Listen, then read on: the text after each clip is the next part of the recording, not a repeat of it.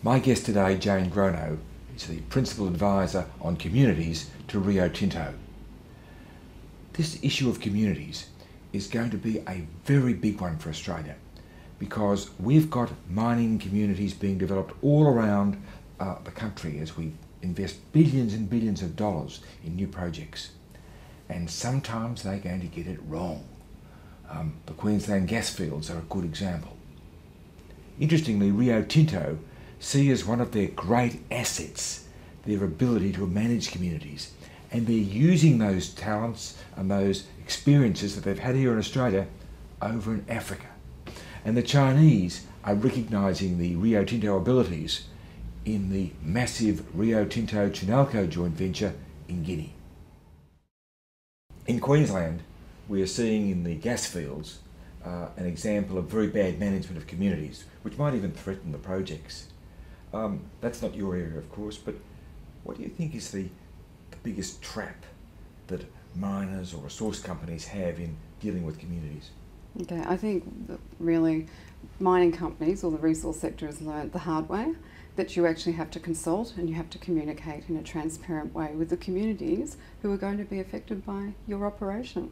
Also, you have to broaden that consultation and you have to talk to stakeholders, and stakeholders can be anybody from government to non-government sector to environmental groups who are actually putting us under scrutiny. So unless you're actually transparent in both your intention and dealing with the expectations of communities, you are going to run into problems.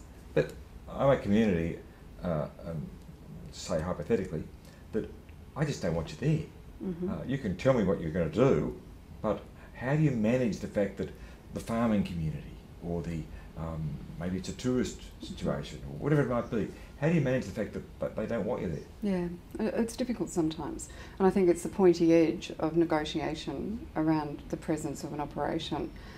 And all I can say is we come back to consultation. We come back to transparency. We talk about what the reality of what it is going to be. But the other side is coming at it from what are the benefits, what are actually going to be the advantages of having the operation here. I think there's absolutely you can't argue with someone who's going to lose their land, and in some places where we work with Indigenous people get resettled off land which they've lived on for generations. But that negotiation has to be around what can we offer people in replacement for actually moving them off their land, and that's always our least preferred option. We will always try and avoid resettlement if possible, but good compensation packages which are not just about paying money, but which are about livelihood replacement, which are about offering replacement for what people are actually losing by actually giving up their place, if that's what it actually comes to. But I think the management of community outrage, the management of community protest is something that we're actually learning. The only way you can manage that is by being honest and being open and talking through these issues with people. How do you get on when you go to a community meeting and they're screaming and shouting and how do you manage that? How do you handle it personally, if you like? Well, since I've worked with Rio Tinto, I haven't had that experience, but I have had it in previous life. You listen. You actually open yourself up and you listen to people's concerns. Do you get emotionally involved? You can't afford to get emotionally involved. Okay. What you have to do though is you actually have to actively listen to what people are saying to you, and you have to take that away. When people are actually screaming, they're emotional. Yes. And when people are emotional, generally, they're not listening to what you're saying. So you have to take the heat out of the situation. Like town hall meetings are probably the most difficult. And all you can do is stay on message and hope that the heat and the emotion eventually goes out of it, and you have smaller meetings and smaller discussions with the most affected people. But it takes time, and you can't fix these things overnight. But unless you can build a trusting relationship with the communities, particularly the ones who are going to be most affected by what you're doing, you're actually not going to have a hope to run a successful operation. We would call it social license to operate, that when we work in countries or in places like some of these emerging economies which we go into, we'll have the sovereign entitlement, the legal entitlement of the government to work there, but we have to work much, much harder to get the social entitlement or the social licence to operate. We have to work hard with communities to build that trust. Jane, you've said that you haven't experienced a hostile community meeting with Rio. That's a bit surprising because big miners are are not well regarded in parts of the community. Have they overcome that problem? When I say I'm thinking of a town hall meeting, say in the Hunter Valley, somewhere like that. I haven't experienced that. I work for the global team, so I'm an international advisor. So I do work both in Australia and in our international forums. Certainly, I've had conflictual or difficult conversations with local community members when I've gone out to visit sites or projects. Absolutely. So I guess I was just referring to those big meetings. I think Rio Tinto is addressing these things. We're looking at it. I think, and the Hunter Valley is a really good example. It's a cumulative impact of mining. It's not just Rio Tinto, it's everybody who's mining in the Hunter Valley. And people who live there are actually increasingly becoming agitated about the cumulative impacts of mining. So dust is a really good example. And we have to work hard to actually understand there's a perception and there's a reality. And we may understand that the reality of dust is it doesn't provide health problems. It's fine, we're managing it properly. But whereas people who are living in it have a different perception. So somehow we have to bridge that gap and to actually be able to communicate with people and address those emotional responses that they're having about the impact of mining. But hang on, I mean, I could be Hunter Valley, but anywhere you like, right? And if the wind blows from a certain direction, dust or smell comes across my residence, I'm not going to be happy, am I? No, and that's why we actually deal with it. So, well, how do you deal with that? Well, you sit down, you talk to people, and you look at. I mean, dust mitigation. They don't do things on certain days, and now I'm talking more globally. If dust is a factor, for example, they won't blast on certain days when there's a wind factor. They might even stop mining on a day where it's really, really windy and there's a likelihood of dust. They'll dampen it with water. So there's lots of strategies that they can put in place to manage dust. But that puts the cost up. Yeah, it does. But if we don't do those things, we're not going to have community support for our presence there. Do you think that community support or community attitudes, if you like, could actually derail a number of Australian projects? We've got an enormous number of projects coming through in Australia in the next, say, 10 years. Do you think community attitudes could, in fact, derail some of them? Oh, look, I can't say. I think what we would work very hard to do, though, is to actually ensure that we have engagement and agreement with communities. For example, the expansion in the Pilbara. Rio Tinto has just signed 11 agreements with traditional owner groups to ensure expansion. So there's a business case, business driver, but that comes with commitments to the community around employment, around training, around services, which, so if we're going into a community is going to have expectations of our presence. So we actually have to meet those. And I think it's important to say that we are a business, so when we do our communities work, we will do it within the framework of the business proposition, but sometimes there's other things that we do just because it's the right thing to do. So with agreements that we would make with communities, we try and see a benefit approach where it's not just actually going to individuals, it's actually a community-based benefit, which would be around services, education. Employment is a big one. Employment targets, these new agreements in Western Australia have employment targets. But I think also what we would see is employability. We're not going to be able to employ everybody in the community in the mine. So what we would do is we'd try to provide vocational training, livelihood strengthening. We try and work with a community to create a diverse, robust community which is based on economic development. The community was split over that WA deal, and a lot of people didn't want you to do it, didn't want the Indigenous community to do it. How do you manage it when a community is split like that, and is this a problem in dealing with the Indigenous population?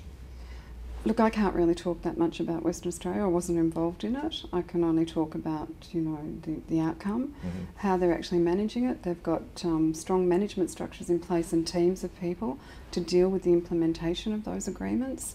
And one would hope on site, if people were opposed to it, you would gradually bring them on board when they see the benefits that are actually resulting or coming through to the community as a result of that agreement. I think if I talk about, as an example, the work that we're doing in emerging economies, we're moving more and more into non-OECD countries where the challenges of working with communities are greater. Issues around human rights, issues around sovereignty of government and the way in which we work, these are real challenges for us. So it's important that we actually engage with communities and get community support to actually have that presence in the country. In Guinea, your joint venture with Janelco sees you managing this area of the project. Is this, you think, because the Chinese recognise that you understand this better than they do? I would say so, absolutely. Rio Tinto also has very stringent and robust standards and guidance in place for communities work. So, and that's from the most senior level of management down. And I think the Chinese recognise that they have a lot to learn from us in terms of the way in which we deliver communities programs and engage with communities. The Chinese have been pretty tough in Africa. They've often annoyed their communities a great deal. And I think, look, all I can say is community protest and community outrage can stop production. I mean, certainly Rio Tinto and other companies I know have had experiences of this, where community outrage has actually stopped production. So if you don't get that piece right, you're actually going to have a problem with running a safe, consistent mining operation. And I come back to that notion of social licence to operate. You're never going to have everybody who's happy. You can't get consensus with something like a mine. You know, the reality is it's a big footprint. It does actually impact people. But for the communities that are most affected, if we can work with them, and particularly in these non-OECD countries, and work to promote economic development, which is giving people opportunities in a more diverse economy, so strengthening their existing livelihoods, working to diversify their opportunities through training and education and health services, and actually ensuring that they have a diverse, resilient economy, I think that is a very, very good proposition to be working with these communities, where for many of them they don't actually have too many other options. Jane, do you find that the environmental movement is becoming harder to deal with, or is it becoming easier to deal with? I think, you know, big companies like Rio Tinto, we're under a lot of scrutiny. So the global context is changing. Environmental NGOs, yeah, in many countries they're tough. So, but I would feel confident that our environmental standards and processes are very, very good. And if there is criticism, Rio Tinto will always deal with it and always be very upfront with it. And actually, you know, if there are any problems, try and fix those problems. But I think what's actually happening in the global context more broadly is companies like ourselves in the resource sector are actually under more scrutiny. The advent of the UN guiding principles on business and human rights, the John Ruggie mandate, protect, respect and remedy framework, is actually a really important example of how businesses are going to be under greater scrutiny from the external environment to actually be able to deliver against these things like human rights conditions, making sure we work with communities and we get the environment piece right. So I think the environment in which we're working in is actually becoming more stringent and putting us under greater scrutiny. Jane, how do you evaluate your programs? Okay. Rio Tinto is one of the first companies to actually bring in a Millennium Development Goal, which are the development goals which were brought in by the UN to reduce poverty by 2015. And we have a global target which is seeking to have all of our sites having locally reported targets which are publicly reportable and which are aligned with the MDGs, or the Millennium Development Goals. There's 8 goals which are around poverty, gender, around health, environment, and we see this as an appropriate framework. We're not saying that, you know, we have to be dead on with it, but it's an appropriate framework by which to measure and to develop our programs. So when we're actually putting services into place, or if we're working with government to provide education, we will use some of those targets and some of those indicators. And many of the countries in which we're working, they actually use an MDG framework. So aligning our work with the work of the local government too, I think, is also very important. So it's also relevant in Australia. A lot of people say to us, well, how are the MDGs relevant in Australia? Those same targets or those same goals are very relevant in many of the Indigenous communities in which we're working, where health and education indicators are very, very poor. Same in North America, where we're working with Indigenous communities. So it's actually a very useful framework, and it actually helps us measure how we're actually performing and progressing on what we're putting into place. But in some of the countries that you're operating in, your rivals are getting their objectives achieved using money and brain power bags. there must be great pressure on your people to follow them. It's very clear. Rio Tinto has a set of corporate goals a set of corporate values called the way we work, and it's very, very clear in there.